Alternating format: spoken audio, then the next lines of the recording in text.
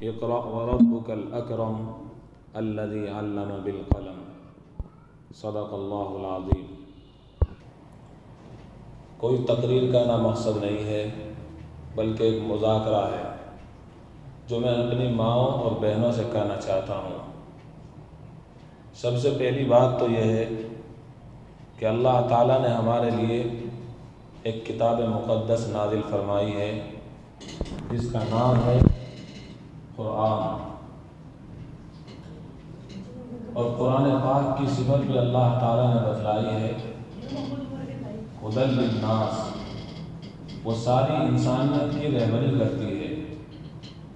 یہ قرآن صرف آخرت کو گزارنے کا طریقہ اور آخرت میں کامیاب ہونے کا طریقہ ہی نہیں بتاتا، بلکہ قرآن وہ کتاب ہے جو دنیا میں کامرانی اور کامیابی ہونے کا طریقہ بھی بتاتی ہے۔ چنانچہ قرآن پاک صاف طور سے اعلان کرتا ہے ہدی للناس، یہ قرآن ساری انسانیت کے لیے رہبری کا سامان ہے۔ اب یہ قرآن جو ساری انسانیت کی رہبری کرتا ہے، ہم دیکھتے ہیں کہ قرآن پاک کی سب سے پہلی آیت نازل ہوتی ہے اقرأ بسم ربک الذی خلق خلق الانسان من علق اقرأ وربک الاکرم الذی علم بالقلم علم الانسان ما لم یعلم، جس میں اللہ تعالیٰ نے ارشاد فرمایا پڑھیے اپنے اس رب کے نام سے جس نے انسان کو پیدا کیا ہے۔ اور انسان کو اللہ تعالیٰ نے بہت ہی نازک طریقے سے پیدا فرمایا ہے۔ پڑھیے اپنے اس رب کے نام سے جو بہت ہی بزرگی والا ہے، پڑھیے اپنے اس رب کے نام سے جس نے قلم کے ذریعے علم سکھایا ہے۔ تو گویا کہ قرآن پاک کی یہ پہلی آیت کریمہ رہنمائی کر رہی ہے اس بات کی طرف کہ قرآن پاک کو پہچاننے کے لیے علم کی بہت بڑی ضرورت ہے۔ علم کے بغیر قرآن کریم کو پڑھا نہیں جا سکتا ہے، سیکھا نہیں جا سکتا ہے، سمجھا نہیں جا سکتا ہے، بلکہ علم کے بغیر انسان ادھورا اور ناقص ہے۔ اسی لیے علم کی اہمیت اللہ تعالیٰ نے اتنی ارشاد فرمائی، اور یہ ارشاد فرما دیا کہ اللہ تعالیٰ نے علم والوں کے درجوں کو بلند کر دیا ہے۔ قرآن کریم نے مقصد زندگی بھی بتایا ہے۔ قرآن کریم نے مثالیں دے دے کر ہمیں سمجھایا ہے کہ یہ دنیاوی زندگی کیا حیثیت رکھتی ہے۔ لہذا قرآن پاک کی یہ تعلیمات جب تک ہم علم سے آراستہ نہیں ہوگے یہ سمجھ میں نہیں آ سکتی ہے۔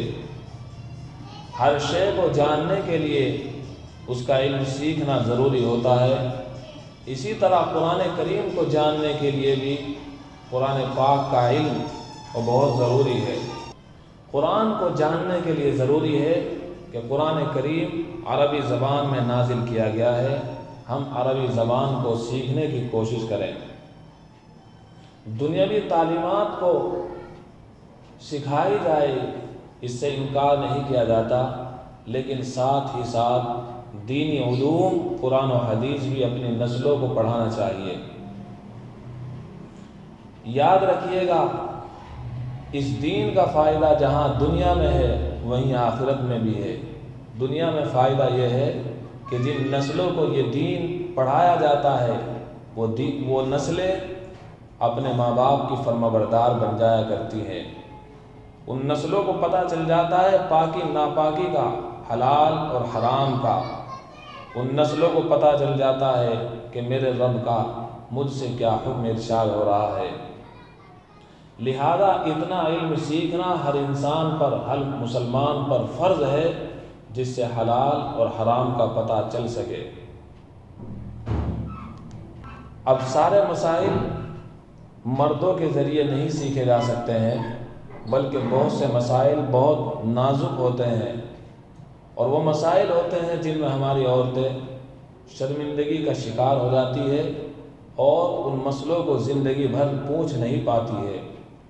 لہذا ضرورت اس بات کی ہے کہ جہاں ہم اپنے بچوں کو علم دین سے آراستہ کرائیں، وہیں پر ہمیں چاہیے کہ ہم اپنی بچیوں کو علم دین سے آراستہ کرائیں تاکہ وہ بھی قرآن اور حدیث کو جان سکے، پہچان سکے، اور وہ مسائل جو بہت نازک مسئلے ہیں اور جن میں ہماری بہنیں شرمندگی کا شکار ہوتی ہے، تو ایک ہمارے گھر میں ایسی بہن، ایسی عورت، ایسی ماں ہونی چاہیے کہ وہ مسائل بہت ہی تحقیق کے ذریعے اور باقاعدہ کتابوں کے حوالے کے ذریعے ہماری بہنوں کو اور ہماری عورتوں کو بتلا سکے۔ اور اللہم انی اعوذ بک من علم لا ینفع، اور میں پناہ چاہتا ہوں ایسے علم سے جو نافع نہ ہو، فائدہ مند نہ ہو، بلکہ جس علم کو پڑھنے سے اللہ سے دوری ہوتی ہے، ایسے علم سے اللہ کے نبی نے پناہ مانگی ہے۔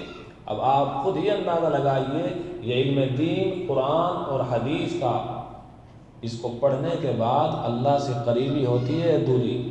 ظاہر سی بات ہے، اس علم کو پڑھنے کے بعد اللہ سے قریبی بڑھتی ہی چلی جاتی ہے، بڑھتی ہی چلی جاتی ہے۔ اور اگر دنیاوی علم حاصل کیا جائے اور اس کے ساتھ علم دین نہ ہو تو یاد رکھیے گا ہماری یہ نسلیں دین سے دور ہوتی چلی جائیں گی۔ ان کو پتہ نہیں چلے گا نماز کا، ان کو پتہ نہیں چلے گا اللہ کا، ان کو پتہ نہیں چلے گا محمد رسول اللہ کا، ان کو پتہ نہیں چلے گا صحابہ کون تھے، ان کو پتہ نہیں چلے گا ہمارے بزرگان دین کون تھے، ان کو پتہ نہیں چلے گا ایمان کیا چیز ہے، اسلام کیا چیز ہے، احسان کیا چیز ہے، طہارت کیا چیز ہے، پاکی کیا چیز ہے، شرک کس کو کہتے ہیں، کفر کس کو کہتے ہیں۔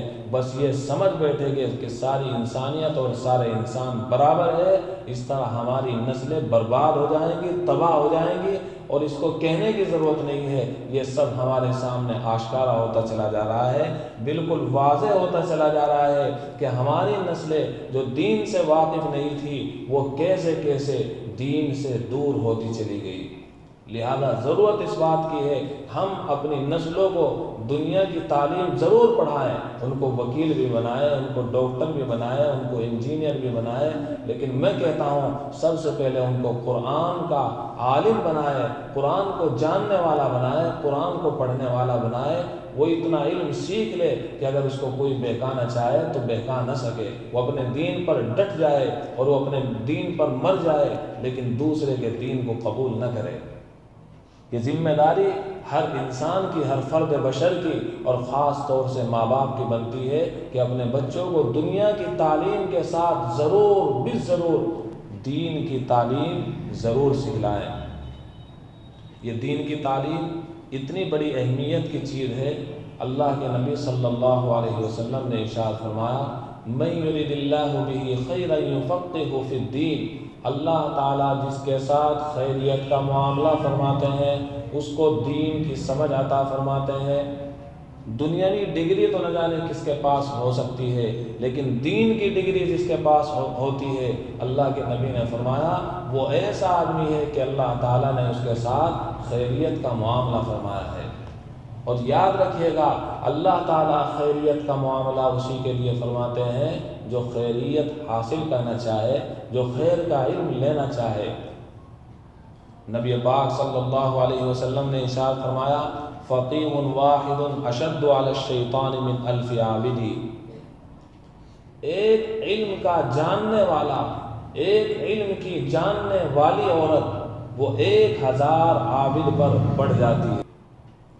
نبی پاک صلی اللہ علیہ وسلم نے ایک موقع پر ارشاد فرمایا، یا ایھا الناس خذوا من العلم قبل ان يقبض العلم وقبل ان يرفع العلم، اے لوگو علم حاصل کر لو اس سے پہلے کہ علم کو اٹھا لیا جائے۔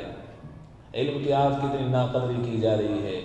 علم ہماری نسلوں کے سینوں سے نکلا جا رہا ہے، قرآن کا علم ہماری نسلوں کے اندر نہیں ہے، اور خود ہمارے اندر قرآن کا علم نہیں ہے۔ جبکہ نبی اکرم صلی اللہ علیہ وسلم جب اس دنیا سے تشریف لے جا رہے تھے تو آپ علیہ الصلوۃ والسلام نے اپنی امت کو یہ ہدایت دی تھی، ترکت فیکم امرین لن تضلوا ما تمسکتم بہما کتاب اللہ و سنت رسول اللہ، میں تمہارے درمیان میں 2 چیزوں کو چھوڑ کر جا رہا ہوں، جب تک ان چیزوں کو اور ان دونوں کاموں کو مضبوطی سے پکڑے رہو گے تمہیں کوئی ذلیل اور تمہیں کوئی گمراہ نہیں کر سکتا۔ ان میں ایک اللہ کی کتاب قرآن پاک ہے اور دوسری نبی پاک صلی اللہ علیہ وسلم کی حدیث مبارکہ ہے۔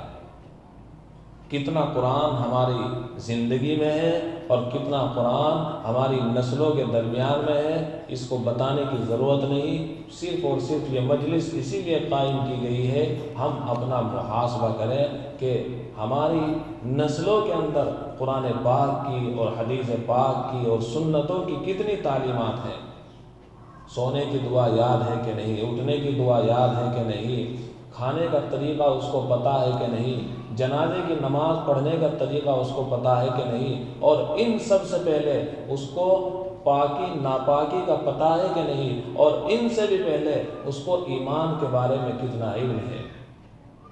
اگر ایمان یہ بنیادی چیز ہے، یاد رکھیے گا، اگر بنیاد کمزور ہو جائے، مکان کتنا ہی عالی شان ہو، مکان اوپر سے کتنا ہی مضبوط ہو، اس کی کوئی ویلیو اور اس کی کوئی حیثیت نہیں ہوا کرتی ہے، اس لیے کہ اس کی بنیاد کمزور ہے۔ اس مکان کا کچھ پتہ نہیں ہے وہ کب گر جائے اور کب ختم ہو جائے، کب فنا ہو جائے، لیکن جس مکان کی بنیادیں مضبوط ہو وہ مکان چاہے اوپر سے کچھ کمزور پڑ جائے لیکن بنیادوں کی وجہ سے وہ مضبوط سمجھا جاتا ہے اور اس کے اندر پائیداری رہتی ہے۔ اسی طرح ہماری نسلیں اگر ان کی بنیادیں مضبوط نہیں ہوگی، ایمان ان کا مضبوط نہیں ہوگا، ان کو کوئی بھی پھسلا سکتا ہے، کوئی بھی بہلا سکتا ہے، کوئی بھی ان کے ایمان کو اچک سکتا ہے، اور یہ ہو رہا ہے۔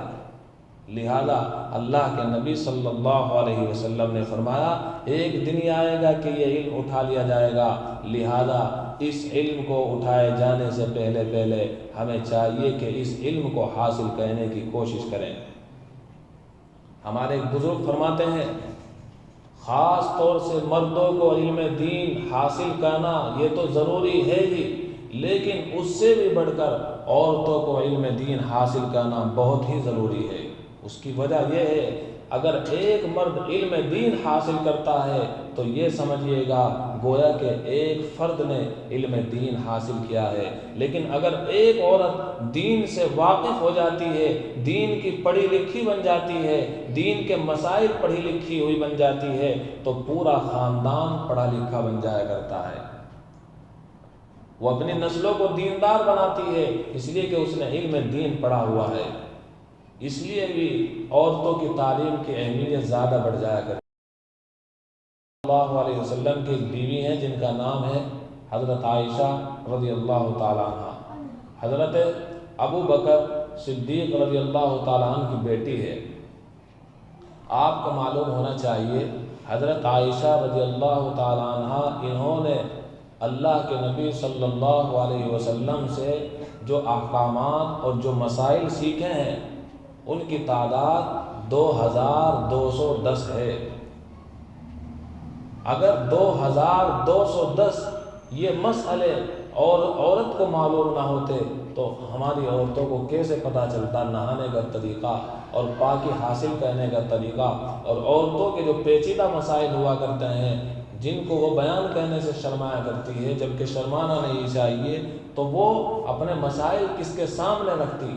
امی عائشہ صدیقہ رضی اللہ تعالیٰ عنہ نے سارے مسئلے کھول کر رکھ دیے اور لکھا ہے کتنے 2210۔ اور امی عائشہ صدیقہ رضی اللہ تعالیٰ عنہ آپ صلی اللہ علیہ وسلم کے انتقال کے بعد تقریباً 50 سال تک زندہ رہی۔ مورخین لکھتے ہیں کہ حضرت عائشہ رضی اللہ تعالیٰ عنہ 48 یا 50 سال تک علم کا درس دیتی رہی۔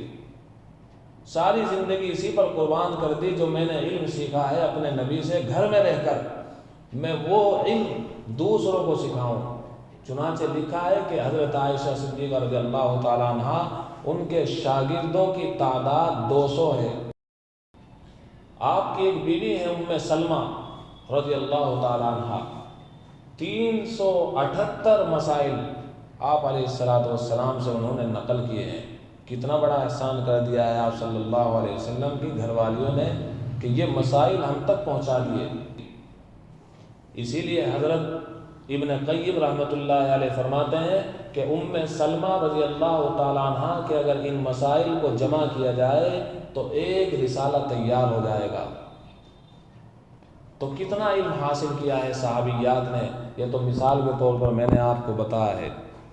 ایک بادشاہ گزرے ہیں جن کا نام ہارون رشید ہے، ان کی بیوی کا نام ہے زبیدہ۔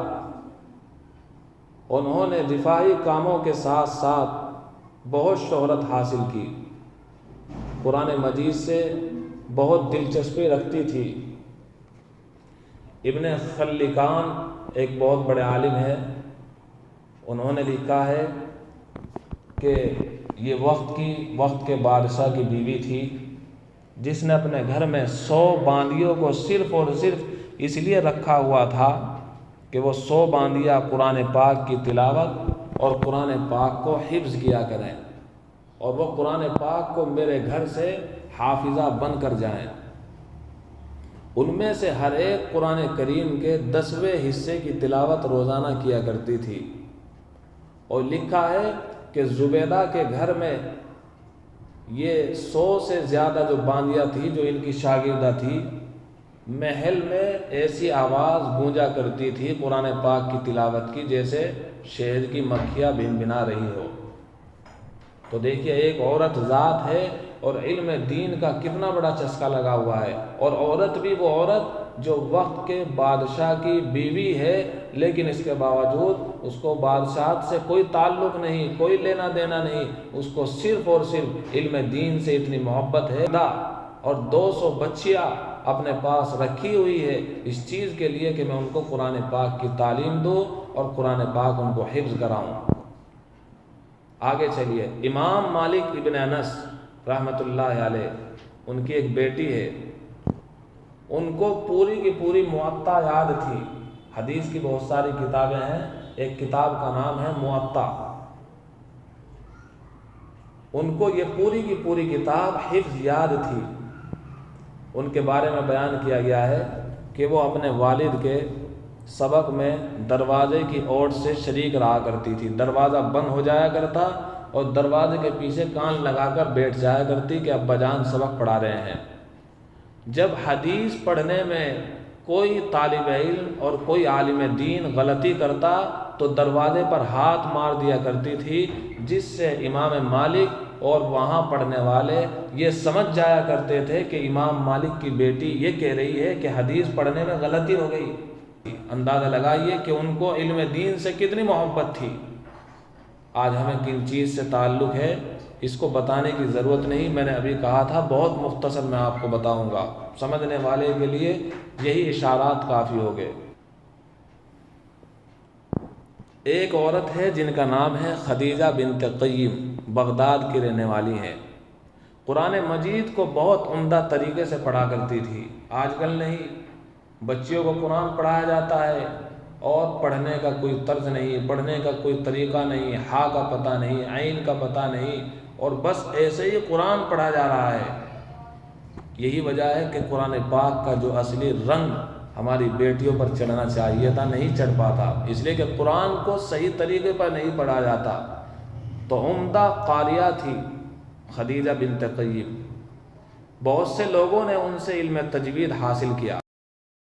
بھائی محمد بن سیرین بہت بڑے عالم ہے، ان کو جب کوئی مشکل پیش آتی، کوئی مسئلہ ان کے سمجھ میں نہیں آتا تھا تو اپنی بہن کے پاس جایا کرتے تھے حفصہ کے، اور حفصہ سے جا کر پوچھا کرتے تھے کہ یہ عبارت اور یہ مطلب سمجھ میں نہیں آ رہا ہے، تم سمجھا دو۔ اللہ اللہ، کتنا گہرا علم ان طالبات کو، ان پڑھنے والی بچیوں کو ان کی گتھی میں پڑا ہوا تھا۔ ابھی میں نے آپ کو بتایا بادشاہ کی بیوی ہے، اس کو بادشاہ سے کوئی لینا دینا نہیں، لیکن علم کتنا گہرا ہے۔ وہ راتوں کو کتابوں کا مطالعہ کیا کرتے تھے اور کتابوں کو پڑھا کرتے تھے۔ ایک عورت ہے جس کا نام ہے صالحہ، اور یہ احمد الشیرازی کی صاحبزادی اور زین الدین علی بن ابراہیم بن نجار ان کی والدہ تھی۔ تو 30 کی 30 تفسیر کی جلدیں صالحہ نے بالکل ازبر یاد کر لی تھی۔ زین الدین بیان کرتے ہیں کہ میں اپنے ماموں سے تفسیر پڑھا کرتا تھا۔ جب میں اپنی والدہ کے پاس آتا تو وہ مجھ سے دریافت کرتی کہ آج تمہارے ماموں نے کون سی صورت کی تفسیر بیان کی ہے اور انہوں نے کیا کیا باتیں تمہیں بتائی ہے۔ جب میں ان سے بتاتا تو وہ پوچھتی کہ فلاں صورت کی تفسیر میں انہوں نے فلاں بات بتائی کہ نہیں۔ میں جواب دیتا کہ نہیں، یہ بات تو انہوں نے نہیں بتائی۔ تو فرماتی تمہارے ماموں نے فلاں آیت کی تفسیر میں فلاں باتیں چھوڑ دی ہے، میں تم کو بتا رہی ہوں۔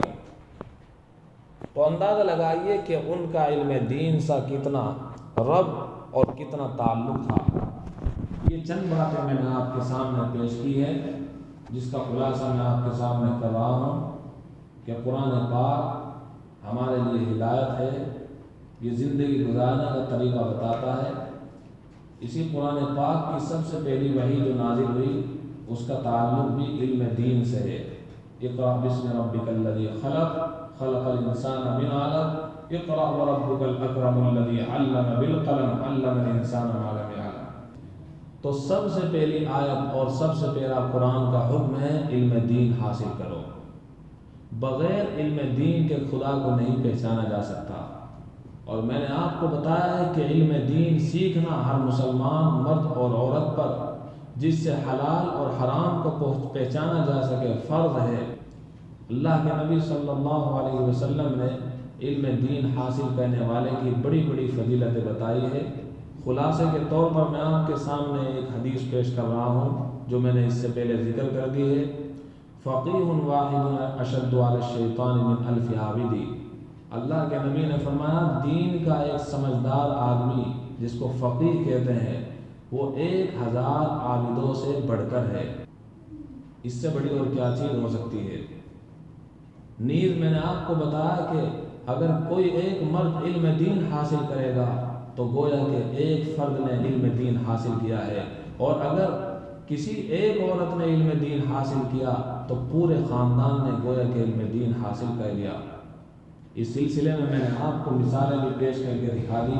امی عائشہ کی مثال بتائی ہے، وہ کتنی بڑی عالمہ تھی اور کتنی دلچسپی ان کو علم دین حاصل کرنے سے متعلق تھی۔ پھر ساری زندگی تقریباً 50 سال تک حضرت عائشہ رضی اللہ تعالیٰ عنہ کا مشغلہ صرف اور صرف یہی رہا ہے کہ انہوں نے طالبات اور طلبہ تیار کیے ہیں، بڑے بڑے علماء۔ لکھا ہے کہ جب کوئی مسئلہ کسی صحابی کے سمجھ میں نہیں آتا تھا تو یوں کہا کرتے تھے کہ اماں عائشہ اس کا جواب دے گی۔ اماں عائشہ اس کا جواب چٹکیوں میں حل کر دیا کرتی تھی۔ اس سلسلے میں نے آپ کو بادشاہ کی بیوی کا واقعہ بھی بتایا ہے کہ 100 باندیاں اور 100 لڑکیاں اپنے گھر میں رکھی ہوئی تھی، صرف اس لیے کہ وہ قرآن پاک میرے محل کے اندر پڑھتی رہیں، قرآن پاک کو حفظ کرتی رہیں۔ اس کے محل کے اندر ایسی آواز آتی تھی جیسے شہد کی مکھی بھنگا رہی ہو۔ ہمارے گھروں میں قرآن پاک کی آواز آج نہیں آتی ہے، اس لیے آج ہمارے گھر قبرستان کی طرح ہو گئے ہیں۔ اللہ ہمارے حال پر رحم فرمائے۔ تو ان ساری باتوں کا خلاصہ یہ ہوا کہ ہمیں اپنی بچیوں کو علم دین پڑھانا ہے، ان کو علم دین سکھانا ہے، ان کو اللہ اور اس کے رسول کی پہچان بتانی ہے۔ اسی کے لیے ہم نے مختصر سا کام شروع کیا ہے۔